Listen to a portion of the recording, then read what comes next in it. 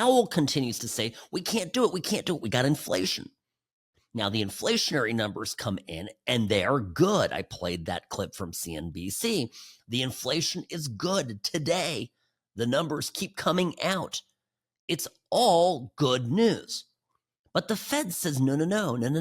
The explanation is just as we have every Democrat in the Senate and even some Republicans obstruct efforts to reduce spending because A, it cuts into their benefits, their pork, and B, it's a win for the president, which cannot be permitted.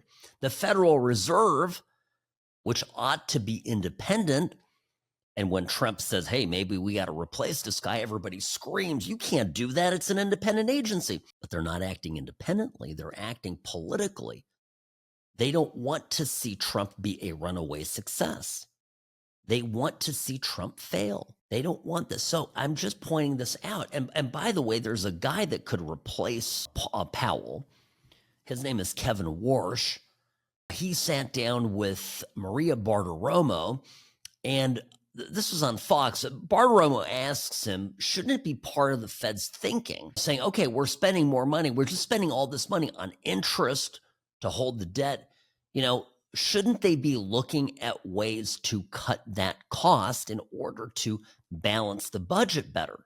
And here's Warsh's answer. By the way, this guy could very well be Trump's pick to replace Powell when his term expires, or perhaps even sooner. So the president's right to be frustrated with Jay Powell and the Federal Reserve. Inflation comes when the government spends too much. That's the spending you're talking about, and prints too much.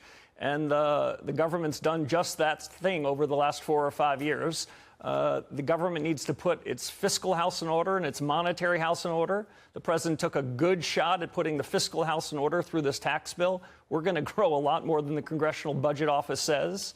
The U.S. is on the cusp of, I think, a radical improvement in our productive capacity. The tax bill is part of it. Deregulatory policy is part of it. Spending reductions are part of it. And the Fed needs to get on board. Plain and simple. And what helps all of this is simply spending less. I don't care that it was previously appropriated, right? The rescission bill is not a new budget. It's clawing back money that was already appropriated before we spend it.